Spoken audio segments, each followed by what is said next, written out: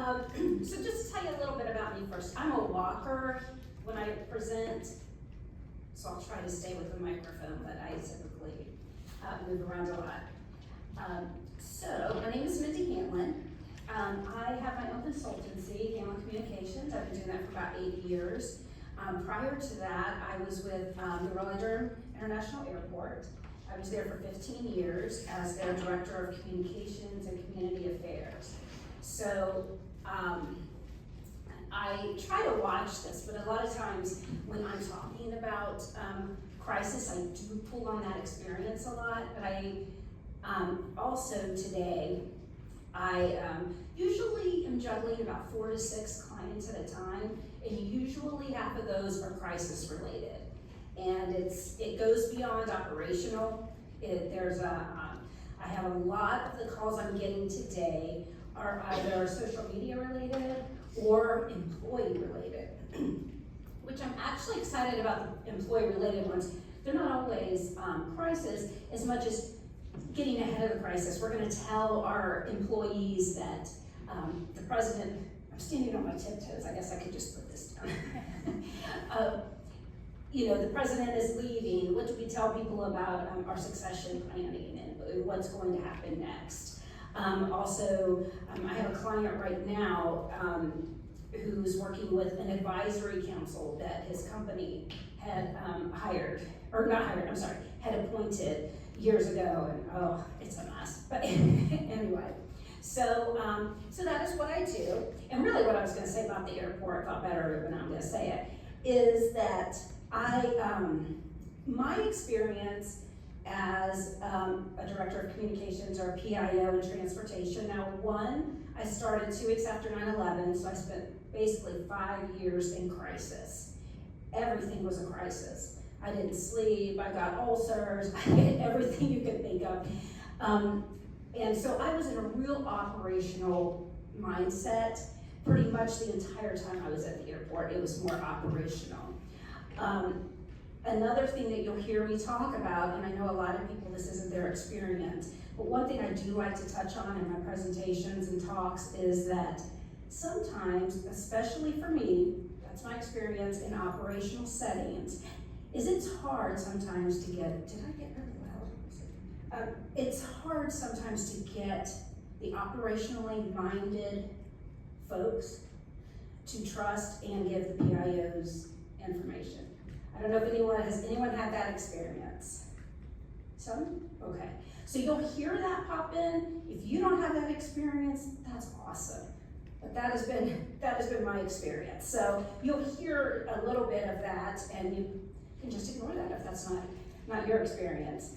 But so let's get started. How many people in here have a crisis communications plan? Great. How many don't have a crisis communications plan? Okay, the numbers aren't working here, so not everybody's voting, but that's okay. All right, so what we're gonna talk about today is what to do when you get the call. And as I wrote in the little description of the presentation, it is also my experience that most things happen on a Friday, Labor Day weekend, when everyone's at the lake or whatever. And that happened to me personally, and then every time I went out, or went away, I'm originally from Ohio, and when we would travel, something always happened. And so the operations people kept saying, so when's Mindy going out of town? And that way we could plan, because we had a plane crash, we had a terminal, I can't remember what that one was, it was so long ago, but so every time I went out of town, something happened, and it happened to me as well. So basically, what we're gonna do today is talk a little bit about, even if you have a plan, a lot of times, almost every time, the crisis isn't exactly what you planned for, but that doesn't matter. The fact that you've planned and thought through processes, and the more you practice that, that's golden. And you'll hear people, I even hired a guy one time to talk to our executive team about crisis, and he said, oh, you'll just throw your crisis plan out the window. when you, crisis communication plan out the window if you have a real crisis. I was like, no, you really don't, and some of it you internalize, right? So they are important, and but they've changed. It's changed how you plan and how you actually respond to crisis. So first, I think this is critical, is to look at the difference between issues and crisis. The issue management, I found this on LinkedIn, and I love this. Issues management is steering the ship out of troubled waters. Crisis management is trying to save the ship after it has struck an iceberg. So I do talk a lot about issues management. I won't be talking about that today, but there are a lot of, social media is a lot of that. The examples I gave you about employee communications, that's issues management. Looking ahead and seeing what could go wrong. I work with a lot of colleges and universities, and another thing that we look at is what is happening around the country and how is that going to happen to us? Because I know even at the airport, if something happened in Utah, or when they landed the plane on the Hudson, I don't know if everybody remembers that, we were getting calls about what we did about wildlife, right? So you have to kind of keep your eyes and ears open, and that's issues management. Crisis, on the other hand, is, am I too loud? No. Gosh, it seems so loud to me. Okay, a crisis, we already talked about that. You're tired of hearing about that.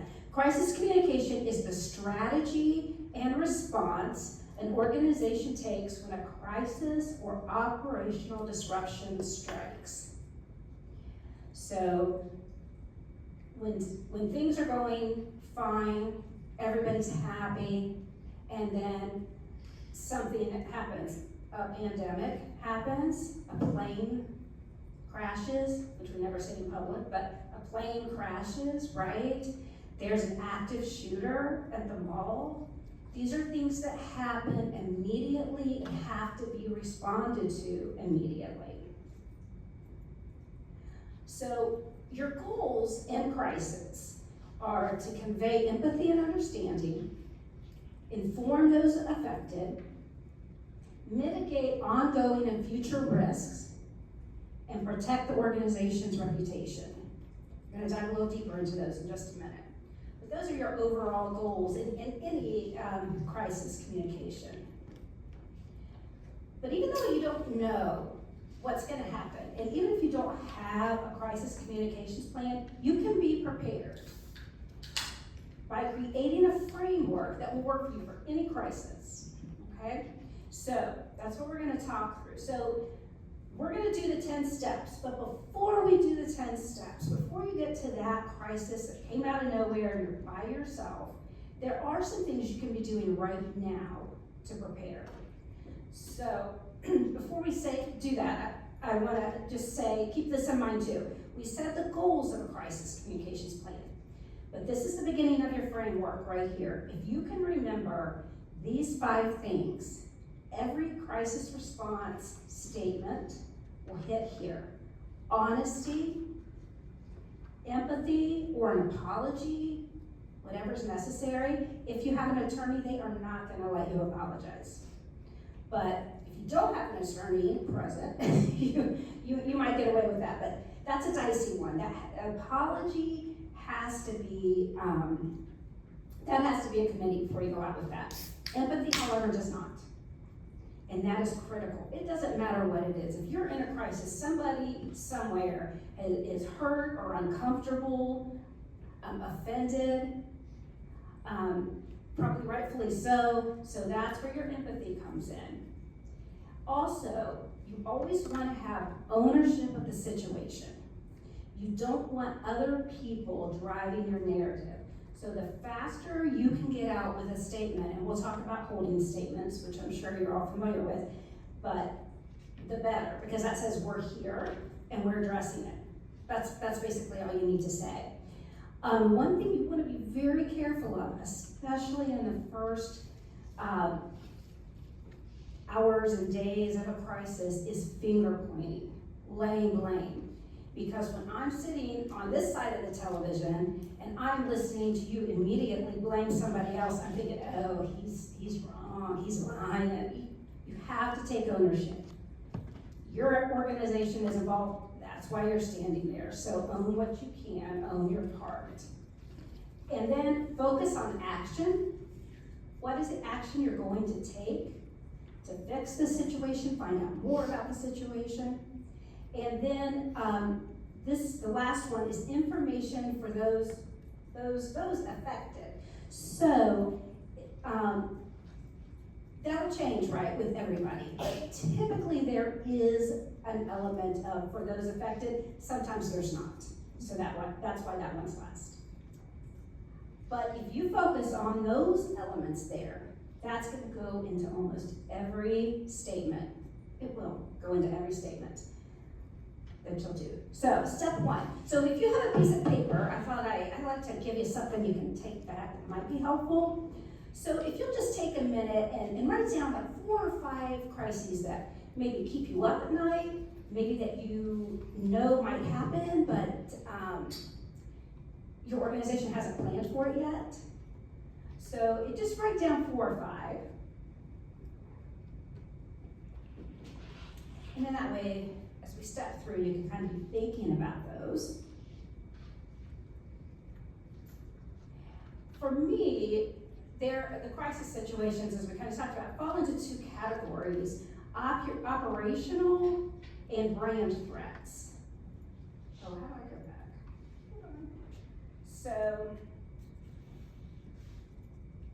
can somebody give me what some of the crises they wrote down? That'd be great. I read our internet went out a few months ago, so all throughout the county we had no internet issues.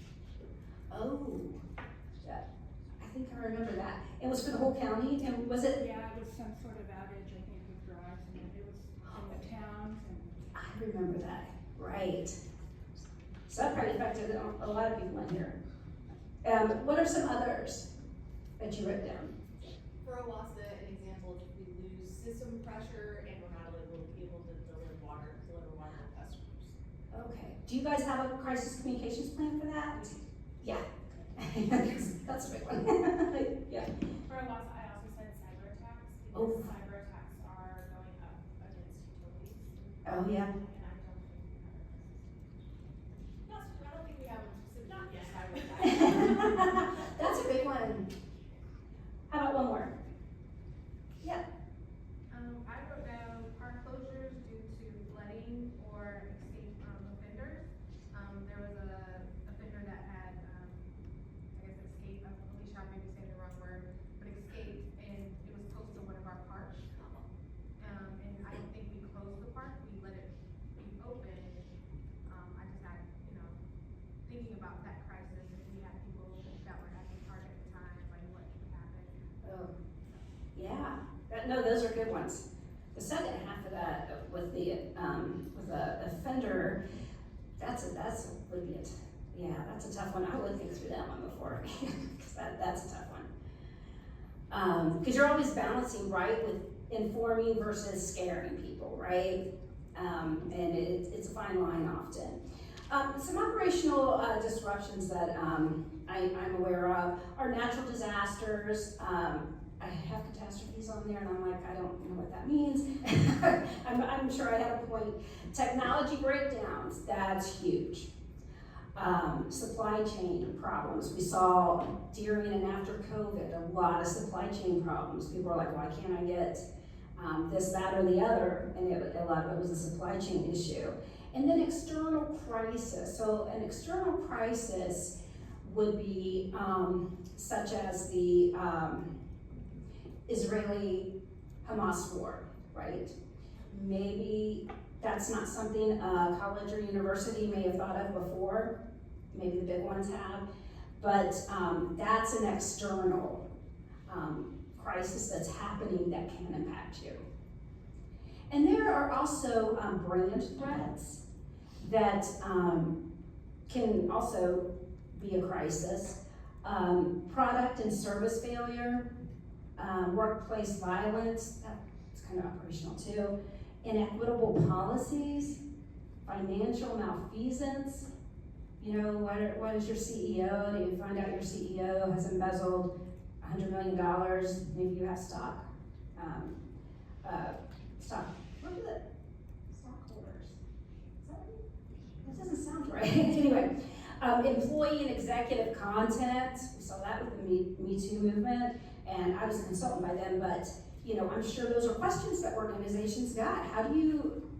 What are you hearing from the women inside your organization?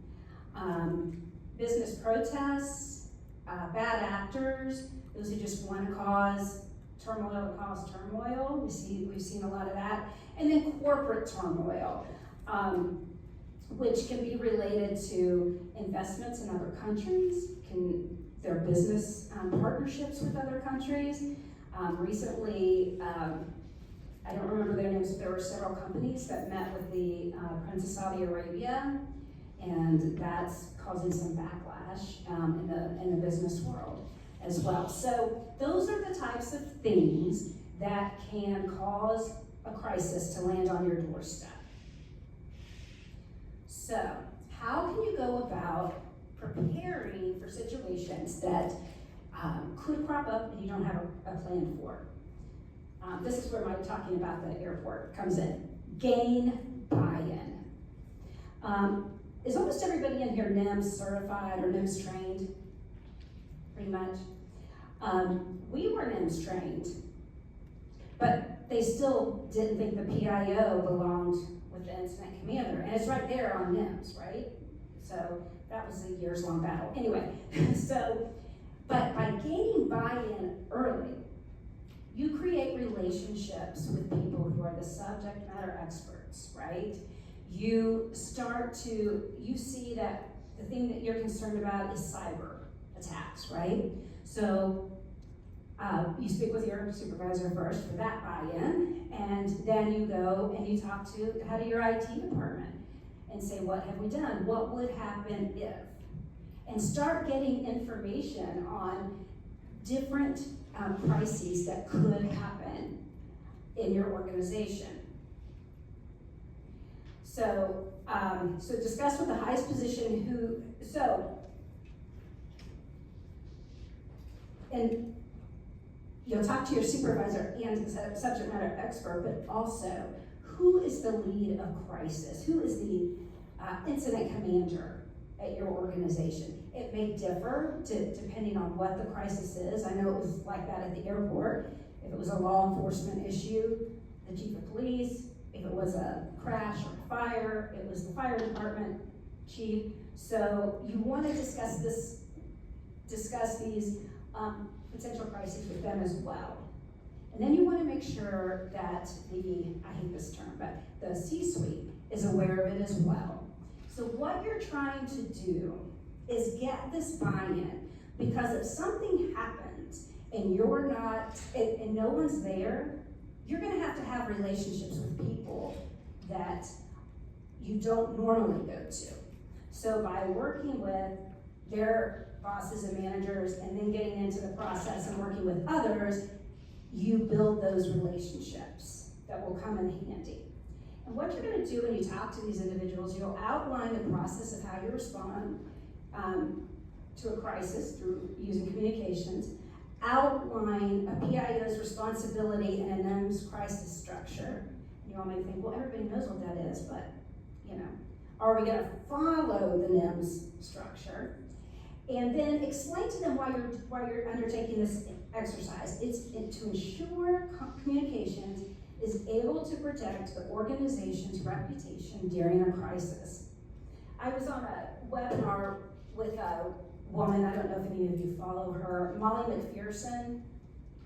Anyway, she does a lot of crisis, and I was shocked to hear her say that, there are many times she worked for FEMA for many years, and many times that she would, say what they should do in a crisis, and no one would listen. So, you really want to explain the importance of what you're doing and the benefit it has to the organization.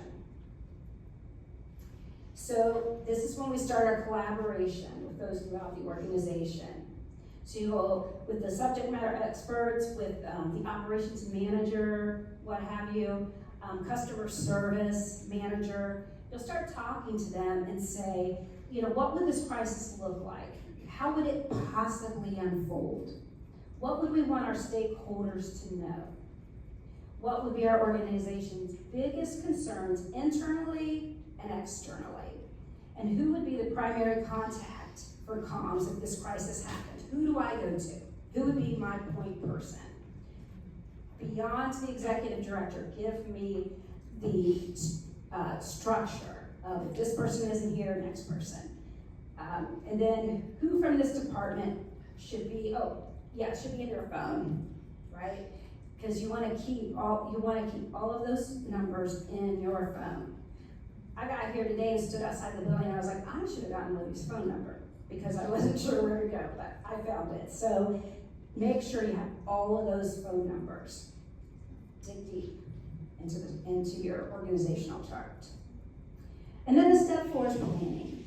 So you can create templates for a crisis, and you could have a specific crisis in mind, but that template will work for almost any crisis, as we discussed.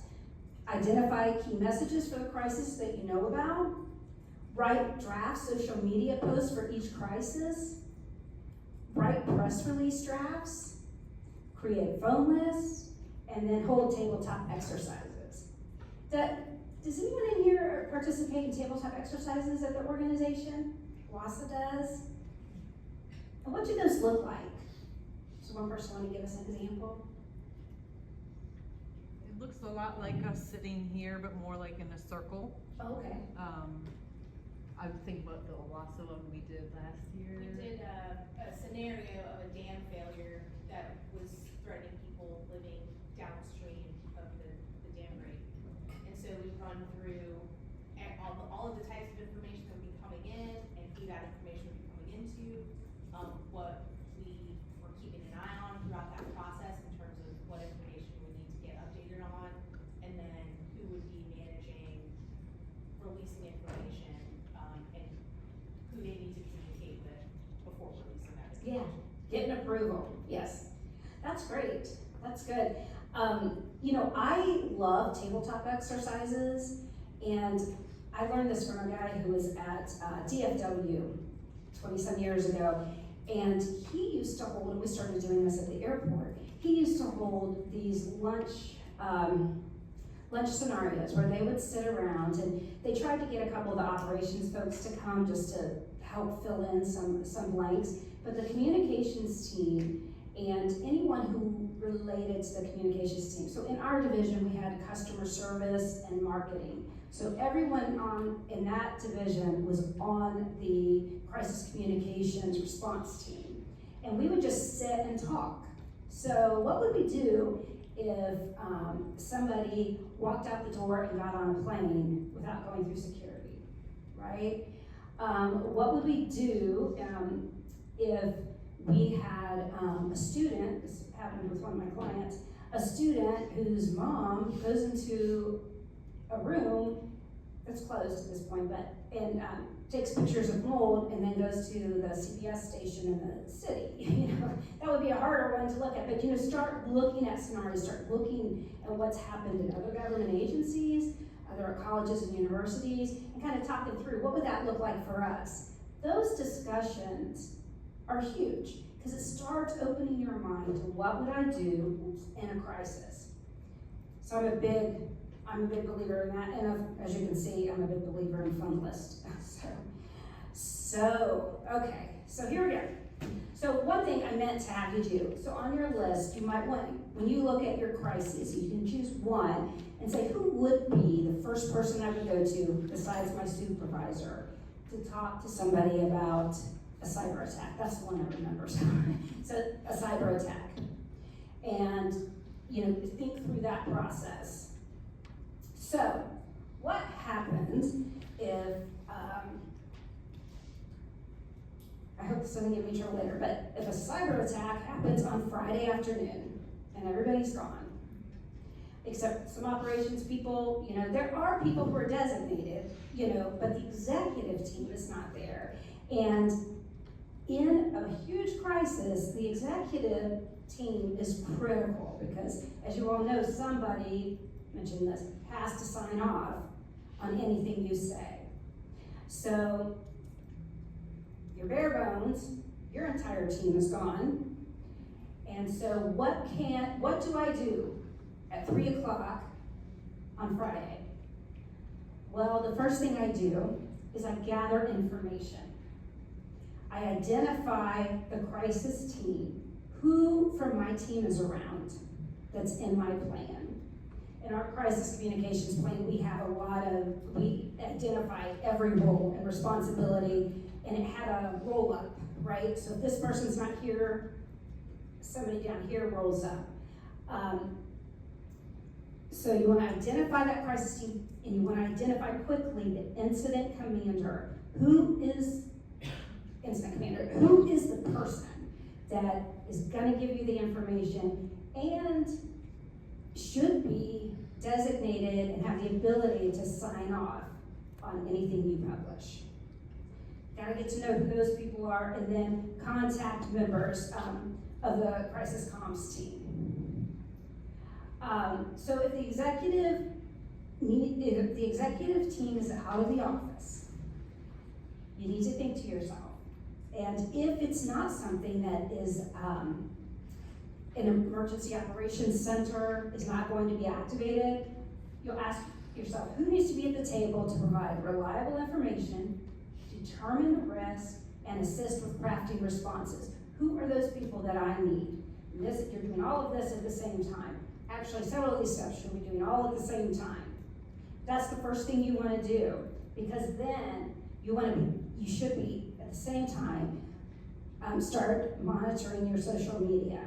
So when I left the airport in like 2015-16, there wasn't as much crisis that came from or was talked about, I don't remember anyway, on social media.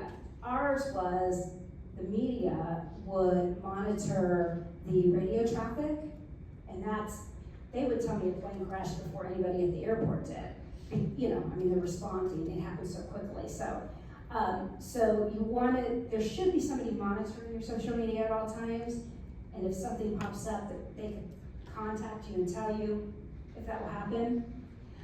But, so you're monitoring that, you know something's happening, but you don't want to respond until you have a holding statement completed. Does everybody know what a holding statement is? No? Okay. So a holding statement is what you say when you don't know anything. But it allows you to do what we talked about earlier, which is, we're here, we know that there was an incident, we know that our CEO just said something totally inappropriate at a conference he was at. We're aware of this chatter, and we'll get back to you. That's a holding statement.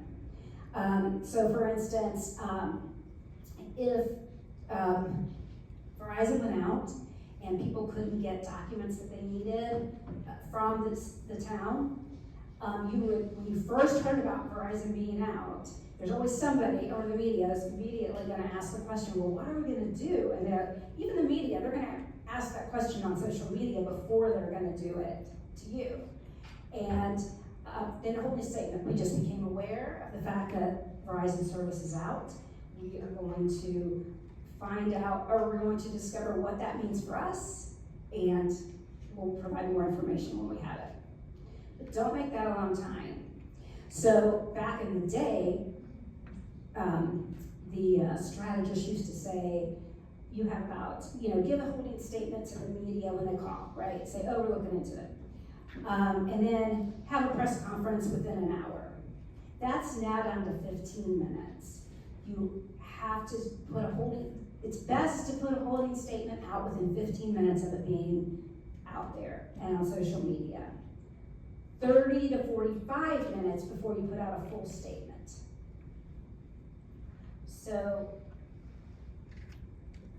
Then what you do with your holding statements is when people keep posting on social media, you respond with your holding statement, and we'll talk a little bit about the full statement, and that's all. Do not get into conversations. You can't, in a crisis, respond to everybody.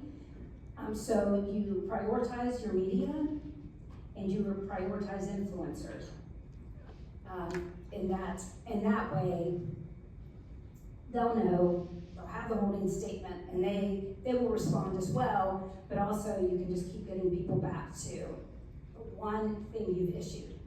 You don't want to answer questions, a lot of questions on social media. You don't want to get in there with 25 statements. You have your holding statement and then your first full statement. Okay, so step 3. So releasing the holding statement, control the narrative, basic facts. If you don't have any facts, incident confirmation is fine, and release that on social media. For example, oh look, I did do a water thing. The town's water quality report was posted 45 minutes ago. Staff is reviewing the report. We will issue a statement after the review. Okay? I'm sure that's happened to you, where someone's called and said, well, I just saw a report that was released 20 minutes ago that you haven't seen, and they want a statement on it. Or it starts a frenzy, right? Much like videos do, same thing, videos do. We have not seen the video, but we will take a look and we will get back with you. So once you get your holding statement out, then you're going back for deeper information gathering and gathering the facts surrounding the issue. You'll get to the person who has direct knowledge of the incident. Yes, the incident commander is the person you're supposed to get your information from, but as many of us know, a lot of times information gets lost in the shuffle. I had an incident commander one time who told me that the person arrested for a gun was a man. Very simple, a man. It was a woman. 2 hours later, I found out it was a woman. Doesn't seem like a big deal, but it was kind of a big deal. So, things can get lost. And so without causing additional stress or issues, if you can talk to somebody with direct knowledge, that's the way to go. And ensure you only release confirmed facts and communicate to your team that honesty is critical. Because the first thing you're going to have to be is honest with your publics. And in my experience, some people who will give you information are afraid to release information. And they're afraid to get in trouble. They're afraid they'll get someone else in trouble, and they won't give you the full story, or they'll kind of change it. This is something that comes top down. It's just understanding the importance of being honest. And, I think one thing, I just had this happen to me with a client that I'm not even, they're not really in the crisis world at all. Well, I guess they're a construction company that works with airports. And they didn't want to give me certain information because it's not what you would release to the public.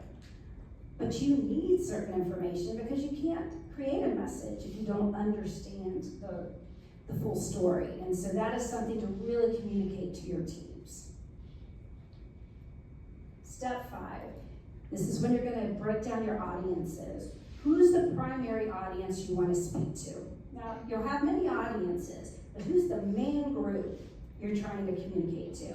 The answer is never the media, even though that might be the person you're talking to. It's who's watching that reporter, who watches that influencer. That's who you're talking to. So make sure that that's what your message is going to be based on.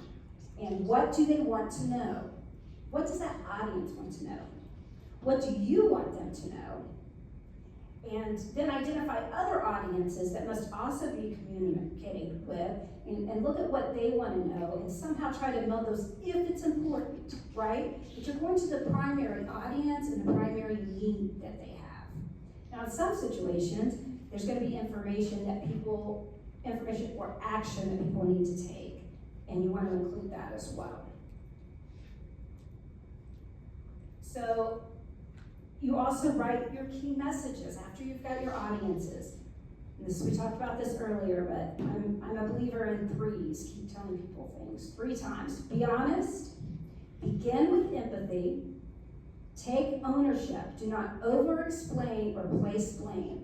One thing I see every industry client that I've worked with, it doesn't matter what industry they're in, they want to begin a crisis response with, well, the reason we did it is because A equals B and D equals, nobody cares. They want to know that you messed up my water service. Why did you do it? What are you doing to fix it? And you heard that a lot in the election, right? It's very simple what people want to know. How does it affect me? And a lot of times, particularly if you work with people in science, I've spent my career working with engineers, you know, to them, everything's complicated. Because it is, I mean, I don't do numbers, it appears complicated. But people don't need to know all of that. You know, what they need to know is what affects me, what are you gonna do about it? And then, so describe the action your organization is taking and address what stakeholders want to know and need to know, and ensure the tone is appropriate for the situation. This is not a crisis, but I don't know, I have not seen the movie. But did anybody follow what happened with Blake Lively in the recent movie that she did? Yes. So the movie, This Ends With Us, I haven't read the book or seen it, but it also it deals with domestic violence. So the guy who was in it and directed it was out there talking about domestic violence. She was saying, put on your florals, girls, and go see the show. Well, that tone is not appropriate for what the subject matter was. So that's always very important. You know, I remember someone telling at a conference saying with the NTSB, they say, you know, our guys who do this all the time, like doctors, people who work in an emergency room, you know, they're not as affected by things that us don't work in an emergency room, people dying and things, you know, they might be laughing. Well, the guys at the NTSB might be over here laughing, not about anything that's happened at that site, but they're just in a lighter mood because they're used to it. Well, you don't want people seeing that because you're affecting them. So that's very important. So now we're going to write and release our full statement. Oh, we could pass these out. Hold on. I forgot about these. This has them written down as well. I just wanted to make sure we got through the first background information stuff. So you're going to use your key messages, get approval from the incident lead, and if you have taken information from anyone else, such as the subject matter expert, you want to make sure that what you have is correct. And you're going to post it to social media. If needed, post the completed statement to your website page. And then, so this is where this comes in. You post it to your website, and then as people bring up things on social media, you're not going to answer all of them, but some of them, like reporters, we talked about influencers, the mayor's office, you will give them the link, which then everyone will see, to the full statement.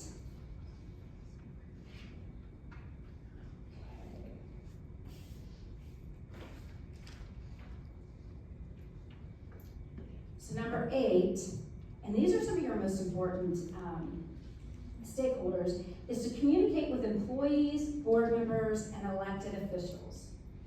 It's critical that internal audiences receive the same information that you are giving to the media and the public. You do not want to provide them additional information.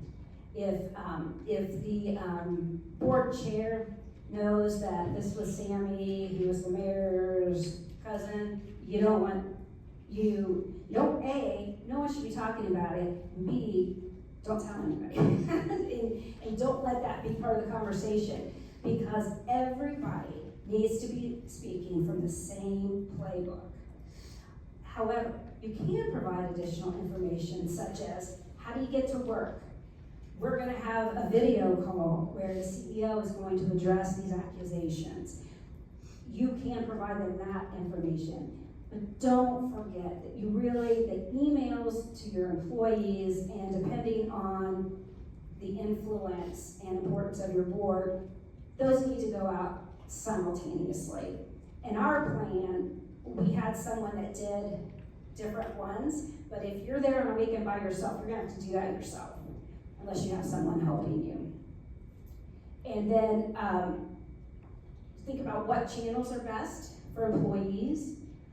Are all of your employees on the text system that will allow you to text them and tell them to check out the link and to look for information about next week's work activities or schedule?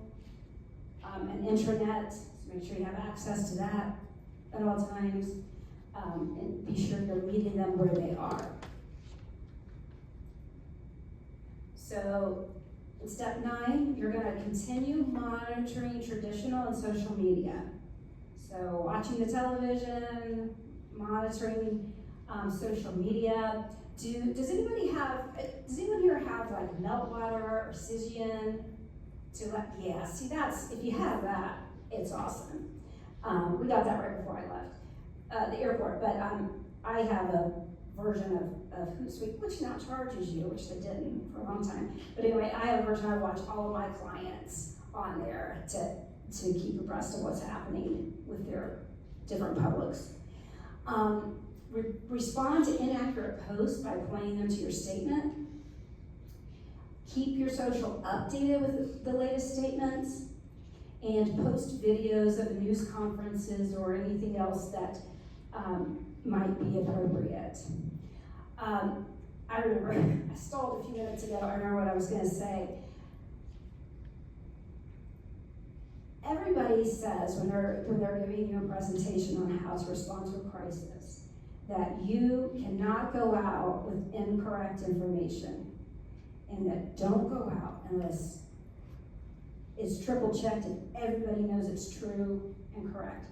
That's not going to happen. In my experience, when there is an operational failure, you are going to get information that everybody thinks is true, but it'll turn out that it's not. The media does the same thing, so they're understanding. If you tell them, if it's not a lie, somebody didn't lie to you, they're totally understanding because it happens to them all the time. So one phrase that I like to use, this is the information we have at this time. That covers everything. If you remember during the pandemic, Fauci used that all the time.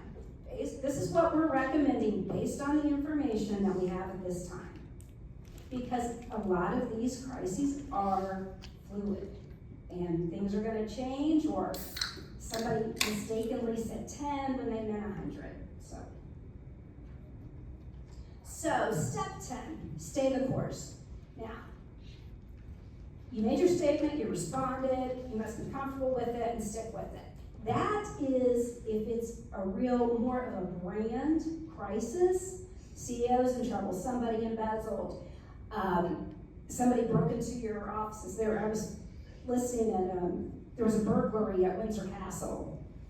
That's in the UK, but so that kind of stuff, say what it is, stick with it, right? Because what's going to happen if you keep going out, and this is what happens when somebody messes it up the first time. They'll go out, and it happens a lot with CEOs.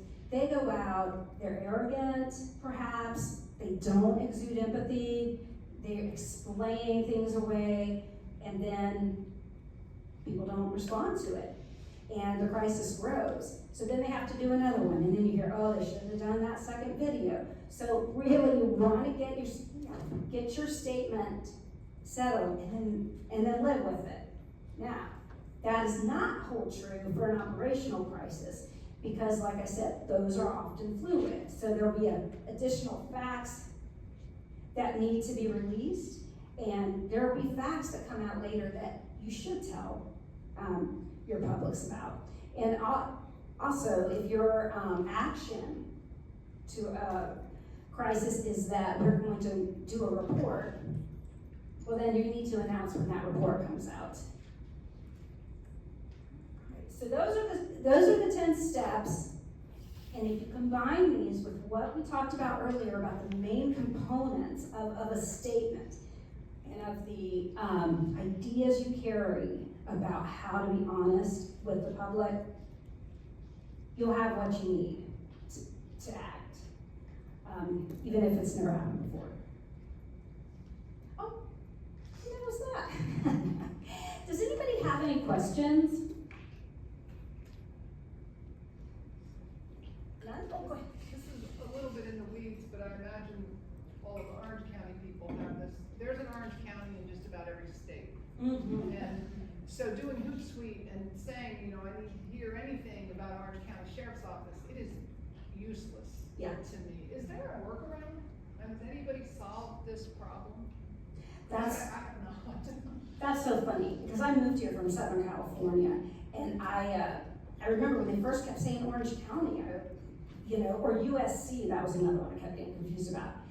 And then the other day, I researched Orange County, see if you guys had a website, and it was all California, and Florida. Doesn't Florida have one? Virginia, New York. Everybody. Oh, that's really scary. I put Tenera, I put North Carolina NC in there. What do others do? Is there? Yeah, you just put the North Carolina NC with it. Yeah, and I'm a little paranoid about this, but I think the local media, their goal was eyeballs. So there was a murder in Orange County, Florida, 2-3 days ago. They arrested the suspect in Forsyth County, 80 miles from here. And the headlines all said, Orange County man arrested in murder. And no further clarification, no bothering to put the word Florida in there. But I know they knew, because I didn't get a single phone call. Oh, there you go. Except from my own people saying, prepare the sheriff, we're gonna hear about this, because it wasn't us, it was not a single media person who was running this thing without specifying state's call. They knew what they were doing. Yeah, and for you, that's a brand problem, right? Because the folks in North Carolina are gonna think it's Orange County.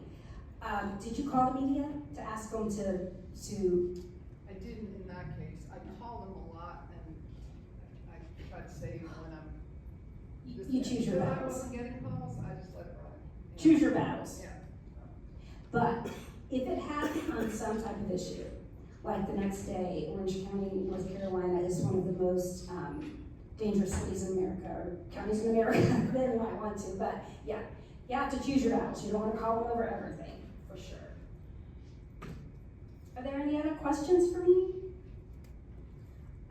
Well, if you can find me online at Mindy Hamlin PR, HamlinCommunications.com. If you ever, I'm not doing a sales job here, but I do these 30-minute for free, so if you ever have a crisis and you just need to run it by somebody, I will do that for you, for sure. And so just let me know if you need anything. I'm easy to find. Thank you. Thanks, Mindy. We will send out the slides that Mindy shared with us after the meeting. We'll also have a video if you want to either revisit it or share it with folks that weren't able to make it. As promised, we wanted to give a little bit of airtime to anyone who has been deployed either voluntarily or through work to Western North Carolina, and are there any experiences that were particularly salient for this group, if you'd like to share that. None of them I was familiar with, like Newland. I think it's 5,000 people. They just, Banner Elk I'd heard of, but most of them are just, it's not a well-populated county, maybe 30,000 people, but because of mountains and snow and skiing, it can swell to 70, but it's pretty low population. But one of the things that I came back with was such gratitude for how connected we all are. They did not even have a PIO until they hired part-time, the guy who's like the Dale Edwards, the weekly newspaper guy, 2 days before the storm, and it was not clear to me if that was because the storm was coming or just weird timing. That was never, It was weird timing. it was just weird timing? It was hard to do events kind of. Okay, and JC followed me, who works with them,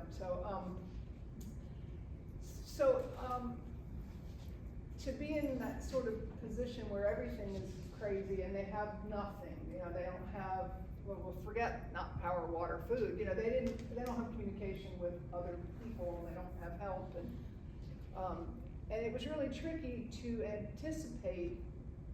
You know, you read the message, it sounds good to you, but without knowing the culture of your county. So they had, I don't even remember the number, I think 12 early voting sites, all but 5 were out after the storm, but here comes early voting, and that's not optional. You can't just decide you're not going to have early voting. We've had a storm, sorry folks. It's constitutional, you have to do it. So, you know, they tell me what messages to put out. Here's the 5 voting sites, here's the hours, and you push send, and, you know, the thing blows up because one of them was at a school, and the school was also a resource center where people were going for food and clothes and water, and they had a plan. They totally had it covered. They were not messing with that relief operation effort, but you wouldn't have known it from, oh yeah, I was in line with somebody, and they said they were making the resources leave because they had to vote. Why can't you let, I mean, and so you're fighting a problem that isn't even true. But you didn't know that, or I probably should have anticipated, but I had no, I didn't realize it was the same school. There were resource centers everywhere, and the biggest problem there was they had too much water coming in. I mean, they had, and people were sending bathing suits. I mean, it was, people just wanted to do something. So they sent stuff without a plan, and it was lining the sides of the road. Yeah, so it was hard to know what to anticipate, and that's when this or having people you can call, help me brainstorm, and having phone list of all these folks, what I wouldn't have given for it. So, It wasn't a virtual joint information center even? no, we were in an EOC, but there was no, I mean, I can speak to that. Oh, There were no phones. oh, that's right. So it means nothing. Yeah. Phone lists mean nothing. Well, until you're in the middle where you were, cause then how many days in did you go? oh, I was almost 2 weeks, so I had it. I was maybe day 4 of closer to 3, it was a little rescue. better, but. What was that? Day 4 of rescue. And I was in the county just to the northwest of Avery, Yancey County. Oh. And my experience is very similar to what she had, except they had assigned the PIO job to the district attorney because he had some capacity to use his computer. So communicators need to think prehistorically. There is nothing more valuable at a time like that than having a designated message area that people can go to and having a way to post messages. We talk about putting things on social media, and if you think about what that actually is, what you're doing, you're posting something. Well, think about not doing it that way, and you actually have to post it. So Burnsville is the county seat of Yancey County, and they have a town square. And by word of mouth, messages got out to the public that if you could get to the town square, or you had somebody that could go to town and bring back the information, good information could be posted in plain language as to what the resources were.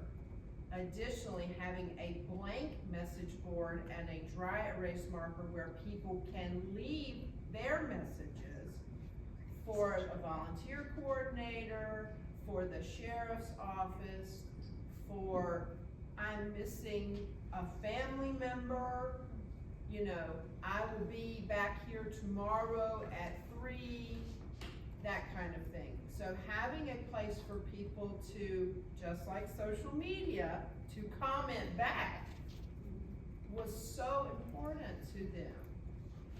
And I was telling Krista when she's, you know, made introduction to this meeting, and she said, hey, we're gonna have some open mic time. She brought up a very important thing that reminded me, one of the biggest assets to my work in Yancey County was the fact that I had access to Orange County. So the EOC was being served by Starlinks, and a lot of people don't know what a Starlink is, but it is like having your own cell tower kind of thing. Mr. Musk was dropping them from helicopters everywhere, but they're pretty fancy, they're pretty handy, believe it or not. I don't wanna give them a lot of credit. But it's just like if you had it, you know, it might have been about this big, and it sat out there, and it just ran by like cable wire, like coax, to a wireless router, just like your old-fashioned, you know, internet does. And then you have a Wi-Fi password, and of course it has limited bandwidth, so you can't give the password to everyone. So having someone maybe on Orange County IT side be ready with something like that, or OWASA has something ready like that, ready to go. Because I was connected to Orange County server who had lots of power and availability, where Yancey County had nothing. And so it was like I was their buddy. So what I could do was I could take messages in and out from the state, and they were able to send messages out through me. You may have heard stories also about how 911 communications happened, and Alicia could probably talk a lot more about this, but I know for the time period I was there for about 11 days the first time, and all the 911 calls. So if you watch that 60-minute segment, it was aired about, I don't know, 3 or 4 weeks ago. 60 Minutes came and they were gonna do a human interest story about a historic hotel in Burnsville anyway. Then the storm happened. So they sort of repositioned themselves on this message. And it ended up being more of a, look, this historic home that's been a hotel is in the center of town, was a place where all these message boards were. And they took a ride around with the county's emergency manager. And if you watch that segment, it doesn't last very long, it's probably not even like 15 minutes long. He says something that makes you really think. It's one thing for you to put a message out there and you get a whole bunch of phone calls and comments, and all this stuff's coming in, and all of a sudden it goes dead. That's the scary part, is when nothing worked. It was working, and then it suddenly wasn't working. So 911 calls were actually being routed through New Hanover County. So that was kind of like their 911 dispatch buddy. And then, you know, radios are as good as radios are, right? Does anybody have a two-way radio? Besides Alicia. Hannah, look. When we got deployed, we had to go check in over there at emergency management. They had to outfit us with some water, some MREs. They kind of got some like cover story, because Hannah was there in the very beginning. Got a little information, right? They hand us these radios. They're already programmed. They're programmed to talk to each other. They're programmed to talk to their radios. They're not the radios that are necessarily going to talk to her radios. They're not going to talk to his radios. Nobody knows how to program them. Don't touch the orange button, apparently. By the way, North Carolina's public health preparedness for the health department system in North Carolina, each county has a radio. Nobody knew where the radio was in Yancey County. So radios are only as good as knowing what they are, knowing how to use them, knowing how to keep them programmed, having a way to charge them, right? But the 911 system, when calls were needed for the sheriff's office, for EMS in Yancey County, they were being radioed back to a set of volunteers who were working at the emergency management team. It was an entire RV full of communicators out of Alabama, had driven up. They were self-contained, but when their radios didn't work, she had to walk up the hill with a piece of paper. I highly recommend have some paper. Have good walking shoes. You might have to walk somewhere and give a piece of paper to somebody. So these were the kinds of things. I think that communication is great and this group does a fantastic job, but if you're really gonna prepare for an emergency, you need to know what that looks like without technology. Can you speak to what we talked about in our emergency preparedness meeting? The health department meets monthly. Quarterly. I feel She like- goes to a lot. We're in a lot of meetings together. But we talked about this very thing, and how we as a community can come together and and practice the no electricity, So no nothing. Right, so our speaker talked about tabletop exercises. Well, there's one step up from a tabletop exercise, it's called full scale, right? Full scale exercise. My goal is to sometime in the spring, as a function of both the preparedness requirements for the health department and EPI team, is to host a gigantic, full scale-ish, where we are in different locations in the county trying to have the same meeting. And you're gonna have like 2 cans and a string. I mean, you're gonna have to figure it out. You're gonna have to figure out how we're going to get communications from one place to the other. And it's gonna be something that's really like, here's your project. We are all really smart people. We do this kind of work, we know our own job backwards and forwards. How do we do that when we don't have these computers and the telephones? So I think it's gonna be a high endeavor. Durham County had a water emergency tabletop last week. So we might thinking, it seems like, Owasso did their water tabletop. It seems like it's the one that lends its most likely, but it doesn't have to be that. It could literally be like, I don't have a pen. It could be whatever the crisis du jour is. But it needs to be a crisis in which the crisis is the precipitating thing, but the real activity is how do we communicate. So who's in? Who's in? I love full scale. And I'll give you one, I don't know if I need it for this one, but one thing with full scale is go to the universities to get volunteers and set up, Oh yeah, for you know who different- what they're gonna be? They're gonna be the people with the Yes, misinformation. oh, there you go. Okay. See, it's awesome. Because as Alicia probably knows and Hannah probably knows, ground truthing is probably the #1 challenge immediately. Besides just the general rumors, there are people who are malicious in this world and I have no idea what's wrong with it. There's a cavern in the middle of the road because the road's been washed out. Who moves the cones to direct people towards the hole in the road? People did this. People did this. Additionally, the health director comes to me. She's a very nice lady.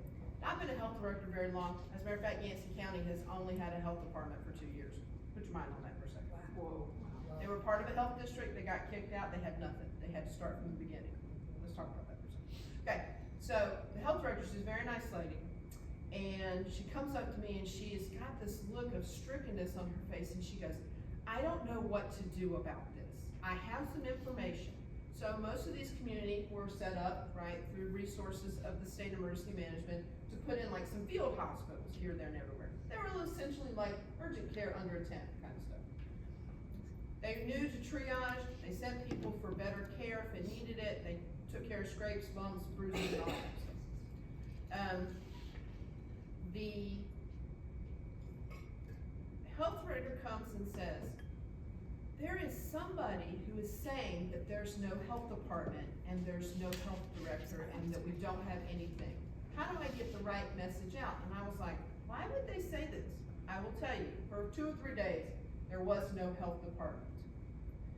And for several weeks, there was no way to get to the health department because the EOC just took over the entire like county campus where the building was. So we were able to relocate the health department, the clinic part, to a shelter, because the nurses were there already. And we had environmental health moved over to like another county agency kind of down the road. We needed some signs, we put out the signs, we did some signage. So she says, I need to know how to get this message out. After hunting around a little bit, we found out that there was a woman who was providing voluntary clinic care. She was a traveling nurse who was bringing in resources and taking care of the sick and injured. She was not a nurse. And she was doing it for her YouTube channel. Oh. What is wrong with people? I'm glad I didn't see her because I would have strangled her. Victoria, we had a person named Molly somebody from, her main place of business is, I wanna say Texas, but she reported that she was at the Avery County Field Hospital at the little Avery County Airport. And things are urgent here. 15 people died overnight of hypothermia. No one died. It was cold. No one died of hypothermia, They and I get spent on 3 days playing whack-a-mole with that rumor, and it just wasn't true, but guess what she had? What? She had a QR code for people to send money. Oh, God. And we found that she was listed in like 30 states as being a medical practitioner. She's in, she's out, she reports something alarming, and she posts that QR code. So there's definitely the sensational stuff, right? There's definitely people here to take advantage of a situation. So there's the well-meaning rumor mill. And so ground truthing takes up a lot of a communicator's time. That poor district attorney, he had these other things he needed to worry about. Just like Alicia was talking about the constitutional requirement to hold elections. Not only do you have to hold elections, you have to hold elections where you say you're gonna hold elections. By the way, did you know if you get invited to court by way of a citation or something like that, they have to hold court. So his job was like, what are we gonna do with all these people? There was actually somebody like released on some sort of bond, and he was being tried for manslaughter. He's missing.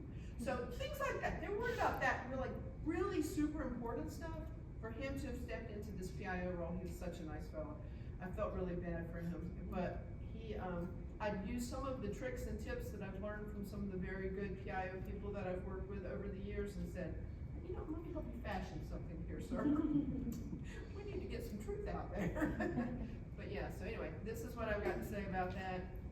I suggest you think about on your own personal time, if you have time, ride up, spend the night, volunteer a day at one of these distribution centers. They still have a tremendous amount of, they don't want to be forgotten, and that's kind of, I was just there last week with Thomas last week, and just things like they're just trying to reopen schools, and you can already tell that a lot of those, you know, I want to be there for the rescue, all that excitement sort of gone away, and they still have a tremendous amount of work, so think about that. Thank you both. Hannah, did you want to? I know we're short on time, so I can touch this briefly. First of all, I don't think I've ever been able to say like in public thank you to everyone who's been able to help in any way for this. We, as of, I think Victoria was our 100th person deployed, so we have 100 people that have went out west to help, and that's been amazing. I was the first out of those 100 to go, so I went the Friday that it hit at 3 in the morning. I went to Buncombe County, and I went as a shelter IMT, so I was part of an incident management team for a shelter, and I show up, and there's no shelter staff, like a couple cots, no food, no water, no communication capabilities, and I'm like, not just like, oh, you can't pick up the phone, like, you can't pick up the phone, you can't get online, and my radio wasn't working. So that was like a baseline, like we have zero communication. So eventually I transitioned to the Emergency Operations Center, and I was their shelter branch director at that point. And then so my job was to basically be a liaison between the EOC and everything else that's happening in the outside world to, I guess, the 4 shelters that we had at that time. And when I said we had no communication, we were sending runners to go talk to the shelter because we didn't know what they needed or any sort of status about the shelter. So we had a deputy go to the shelter from the EOC and then come back. But the thing was, we had no way to communicate with the deputy until they got back to the EOC, so a 15-minute round trip would take hour, 2 hours, 4 hours max, where you're starting to get worried about where are these people, where are these people, where are these people. But on the communications front, I think a big thing that hindered what was happening was that we were already behind the ball because we didn't get power and the ability to communicate for so late into the incident. So by the time that we had power back and we can start communicating with the public, we're already overwhelmed and there's already misinformation. I'm sure everyone's seen the insane amount of misinformation. And that was even when I was there, I had no idea that all of that outside was happening until I got home and people were telling me that thousands of people are dead. And I was like, oh, God, it must have gotten really bad since I left because I had no idea what that was looking like. So without having that power for days, I think it was day 4 that we could really sort of start rocking with some electricity. Trying to catch up with all that misinformation was really hard and controlling that narrative. And then also from a communications perspective, having a centralized place to get that information was so important because I don't know how my phone number was given out to everyone as the girl that works for Buncombe County that knows stuff. And so I was getting calls that people are stranded on a mountaintop and they have no way to get out and they're oxygen dependent and I'm well that's great, I have no idea anything. So then I'd have to run around and try to find the person to talk to handle it, but we needed one centralized place for any sort of messages to come in that's separate from the 911 center but still urgent communications because the night if people are calling 911 they could be on hold for 30 minutes just sitting there and so then they were just calling for a call. And so having, I think a lot of pre-planning has to do with how we get that centralized information. That's part of what a JIC would be open for, but how do you have a JIC with no way to communicate with people? Because at one point, sort of at the beginning, none of the Buncombe County employees were showing up to the EOC. And we're okay, we have a couple people here. I was the only outside person that was in the EOC for a while. So we had to send, HR was finding out where everyone lived and the deputies were going to their houses, picking them up and then driving them to the EOC with their kids. We just had people everywhere in there. So that was one thing is how, I manage the OC alert system, so I have a way of messaging all of you guys that there's an emergency, but that's only if that text message goes through. So I think a lot of pre-planning needs to happen on that space. I'm glad you're here. I'm glad you mentioned the OC alert. The email you sent yesterday, where you asked if people wanted to get all of them. I was curious about the reason behind the question. Is that so that we're all aware, just situational awareness, or I don't know if I should say yes or no to the answer to that question. I mean, feel free to say yes if you want to be nosy and know what's happening in the county. But essentially, I want if something were to happen in Orange County, not town jurisdiction, that has to do with the sheriff's office, I want to make sure you get that message. But the new way that we're sending messages, you're not going to get attached to those because that's a manual process that I have to do. So once when the communication center starts doing that, they're not going to know which PIO goes with which message. So then, if you still want to get messages about stuff that we send from the sheriff's office, you'll then need to get messages for all those keywords. So it's going to be an all or nothing choice. Yeah, an all or if they remember to add you. So you might get some. So you get maybe some or all. But does it all mean I don't sleep ever?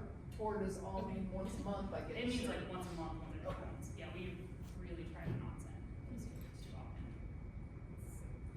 Yeah. I have a very short thing. We heard that one of the challenges was some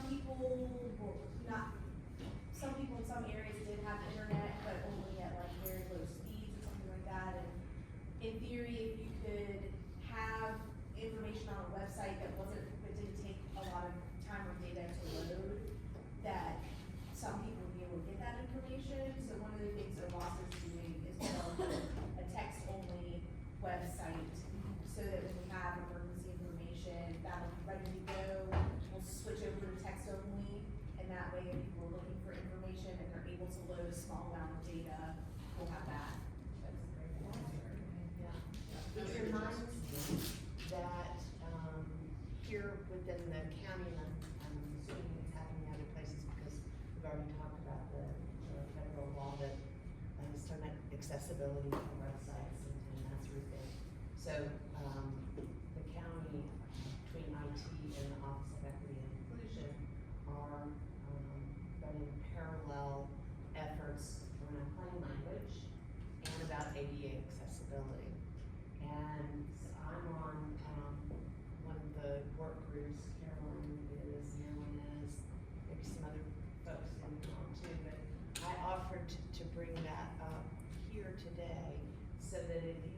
people in your organizations are working through a process, feel free to share what that might look like for your organization. And once we have our working plan together, we'd be happy to share out with you. But it just seems like, I mean, I know we're not all on the same platforms. Town of Carborough and Orange County are both on Civic Plus, others are on Granicus and blah, blah. But a lot of the steps would be very much the same. And especially, I think, just how you gonna deal with the PDFs moving forward. You know, and what that's gonna look like. So we're tackling all kinds of things like what staff training is gonna be needed. Do we need to bring in an outside consultant? What would that look like? What would that cost? We do have a year and a half, but a year and a half with a project this large is gonna be tight time frame. So anyway, just throw that out there. Feel free to reach out to me and let me know if you've got some words of wisdom or wanna jump in on a phone call. Once the county sort of gets their stuff moving, be happy to hear. Any other quick announcements that folks wanna make? I'll share something really quickly. Town of Carborough has a non-digital communication system that is proving to be pretty successful. We call it the Town Information Centers. And so they're basically just like outdoor message kiosks that have big, the I, the information symbol. And we started developing them during the pandemic, really as and placing them in traditionally underserved communities like mobile home parks and different neighborhoods. And now looking at a map and just seeing that we have them geographically distributed, so we have about almost a dozen of them. And we post flyers to them. Many of you already know about them because I think the Orange County Library posts to them regularly, and as do some other nonprofits. But Could you send us information about that, as well as, the criteria for being allowed to post? Yeah, do you control access to it, or Yeah. the poster we boys keep put it up? pretty, I won't take up more time, but I'll send you some. Yeah, that'd be great. Anybody else? Well, thank you for your time. Thank you, Mindy, for coming over and going through this. And we'll send out information. And next up, we're being in Carborough, and we'll get with Catherine and confirm